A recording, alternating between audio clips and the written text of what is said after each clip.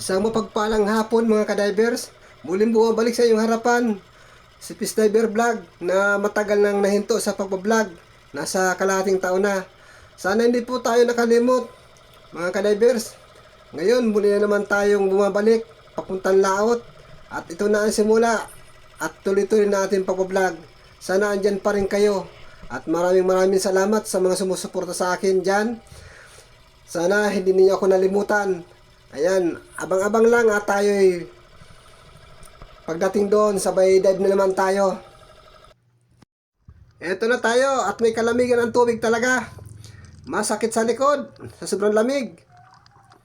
Ayun, may nakita agad tayo. Kanuping sa lalim ng butas. Buy naman, oh. Ayan, magandang klase. Hindi po tayo lumayo. Alas dito lang tayo sa malapit. Yun, may nakita tayo. Mukhang may tama na. May nagsisid na yata dito. Kanuping. Ayun, sa pool. May tama na mga kadivers. Ayan, siguro may nagsisid na dito kagabi. Naunahan tayo. Sa tagal kong napahingahan. Parang hindi na yata ako marunong humawak ng pana. At paglalangoy. Ayun, talagbago. Sa pool. Magandang klaseng isda. Talagbago mga kadivers.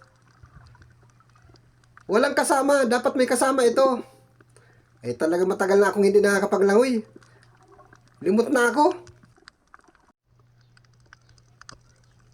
Yan, dito naman tayo.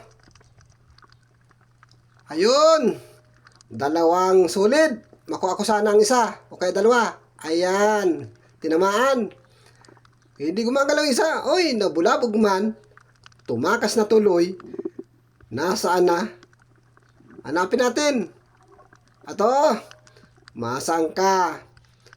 Mailap na tuloy. Uy, uy.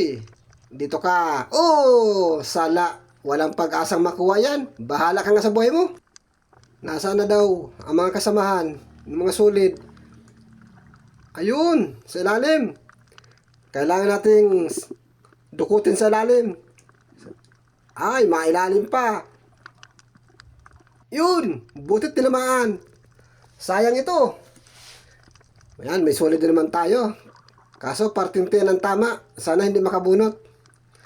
Ayan. May solid na naman tayo. Yung mga kasamahan nito, nakatarago lang. Dito naman tayo. Ayun, ang isdang mailap. Ano kaya, may ilap ka sa akin? Ay, tatakas ka pa. Yan. Mailap ang isda na yan. Kaya naman, pag ginataan mo, bawing-bawi kahit mailap. Napakasarap gataan yan.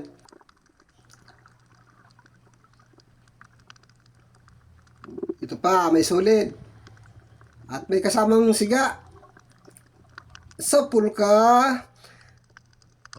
Tingnan natin yung siga. Matagal ako hindi nakakaisda, kaya kukunin natin ito.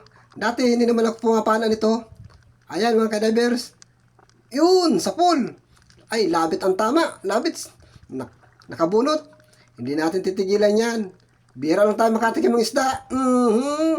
Kaya yan, gagawin natin pang ulam. Ayos na ayos yan. May pang ulam na tayo. Napakalamig talaga ng tubig mga kadivers. Pero kailangan natin magtiis sa primerong paglaot natin. Ramdam na ramdam pa talaga ang pagkalamig. Talagbago. Ang ugali ng talagbago mga kadivers, ganyan lang. Pahimpil-himpil lang yan sa bato. Minsan dalawa, minsan naman ay isa. At kung minsan naman tatlo. Pero bihira magtatlo ang mga yan. Ayun. Meron pa ako nakikita. Isang kunong. Ayan. Isasama natin to sa paksiw. Yun. Kahit maliit yan o malaki, pag ganyang isda, ang gagawin natin pang ulam. Grabe ang pagkasabi ko sa isda ngayon mga kadivers. Sa tagal baga naman na hindi ako naglaot. Yun, kahit malamig talaga, kaunting test lang. Hoy, dalawang talagbago, magkatabi. Dudubulin natin yan. Ayun, nagpadubol talaga. Maganda. Isang kalabit, dalawang tinamaan. Yan ang sinasabi ko mga kadivers. Na dalawa, minsan na solo. Pero bihira magtatlo. Ang talagbago. Ayos na ito. Siya nga pa naman ka-diver, kaya malamig ang tubig dito. Ang sinisisid natin ngayon ay nasa 8 dipa. Ayun, may sungayan na isda. Ayun, haba na sungay. Sa pulka. Tinamaan. Uy, kala ko nagitik. Hindi naman pala nagitik. Ala, isinaksak ko pa ng todo at hindi bumao na masyado yung pana. Ayan, mukhang makakabunot pa. Nakabunot nga. Ayan, pero tinusok ko na lang mga ka-divers. At baka makawala pa. Sayang yan.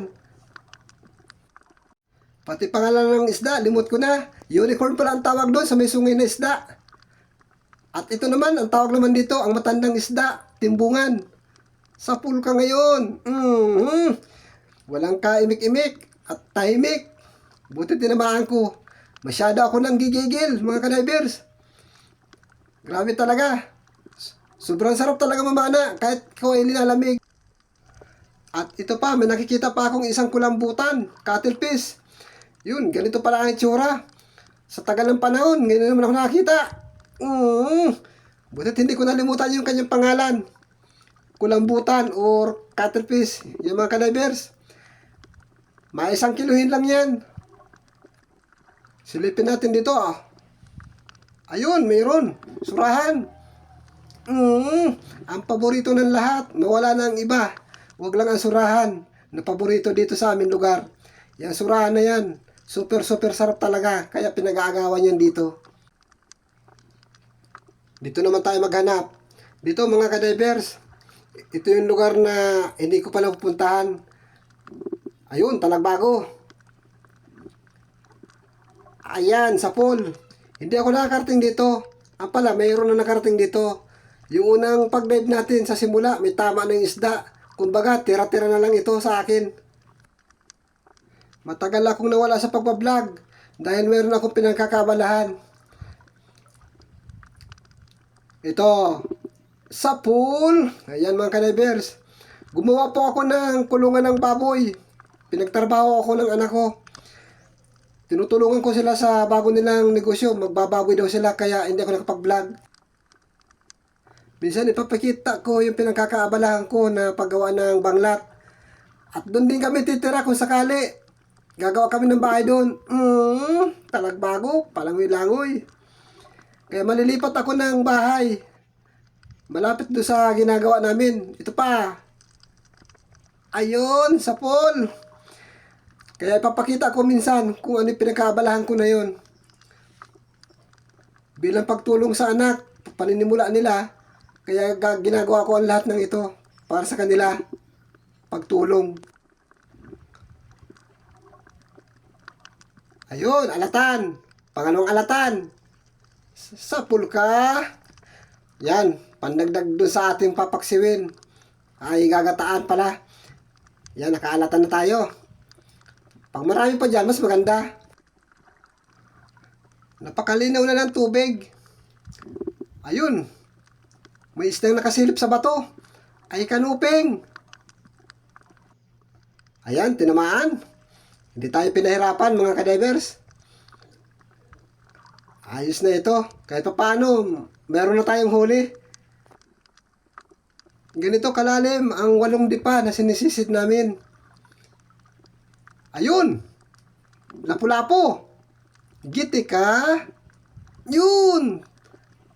Tinamaan. Sa pool. Maganda ang tama natin. Ayos ito. Hindi tayo mahihirapan hawakan.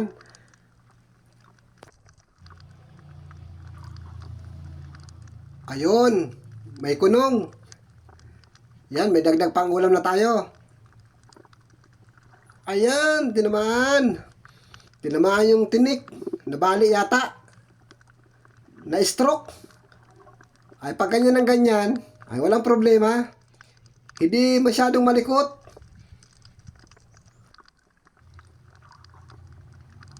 Ayun, meron pa. Meron pang paksiwin. Isang kunong. Ay, sala pa. Magaling umilag ito. Pero hindi ka. Antay ka lang. Ito na. Sa pool. O, kitam? Sabi ko, antay ka lang. May dagdag paksiwi na tayo. Nasaan na kaya yung ibang isda dito? Kahit tira-tiraan, ay ito. Solid. Lagata ka dyan sa pool. Ayos din pagkatama natin. Hindi siya nakagalaw dahil nagitik. Ito pa, meron pang isa. Pasuot sa ilalim. Hindi ka na makakarating dyan sa ilalim. Sayang ng isa. Nabulabog. Sumuot. Pero ayos na ito. Dalawang solid na magkasunudan. Ayun pa, may isa pang solid. Diyan ka lang pala. Maayos na ito. Wala nang iba. Nagsipagtaguan na yata. Di bale, hanapin natin yan dyan sa may parting unahan. Baka marami pa dyan. Ayun. Medyo maliit nga lang itong kanuping. Uy, masuot ka ha. Nakatalikod. Sa pool. Yun. Dagdag na rin ito. Kahit pa paano. May kikitain na rin tayo kahit konti lang. Ayan, hindi natin kinaya yung ating pagsisid. Masyadong malamig, kaya nagbaltaw tayo. Halos isang dive lang ito mga kadivers. Dahil primerong gabi pa lang natin ngayon, hindi tayo pwede magpursa. Mahirap nang malamigan ng husto. Delikado sa baga. Kaya yan muna ang ating napana. Pero sa susunod, magdadalawang dive tayo or 3. Pero sa ngayon, kailangan natin talaga na huwag pupursahin ng katawan. Napakahirap kaya nung sa tagal ng pagpapahinga. Tapos bigla kang malalamigan. Kaya tama lang itong ginawa namin. Kumbaga nasa disiplina lang. Ayan mga kadivers. Sa susunod, haba-habaan natin yung pagsisid natin. Ipatimbang na natin yung ating nahuling isda. Ayan, hindi natin alam kung abot ito na magkano. Bali, 2 po kami nagsisid. Kaya magkahalos magkabukod sa aming huli. Kanya-kanya po kami ng huli. Huli niya sa kanya. Papalabasin lang natin yung kanyang gastos para sa bangka. Ayan, yan ang timbang ng ating huli. Mamaya natin malalaman kung magkano ang inabot at magkano kami nung kasamahan natin. Ayan. Ayan mga ka-divers. Ito naman sa kasama ko.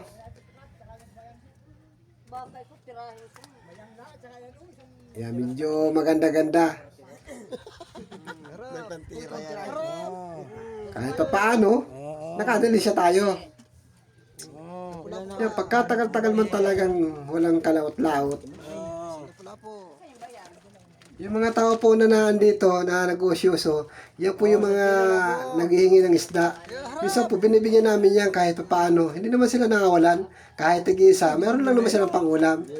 Ayan. Ang dami nila, mga ka-divers. Ayan. Ito yung buyer namin.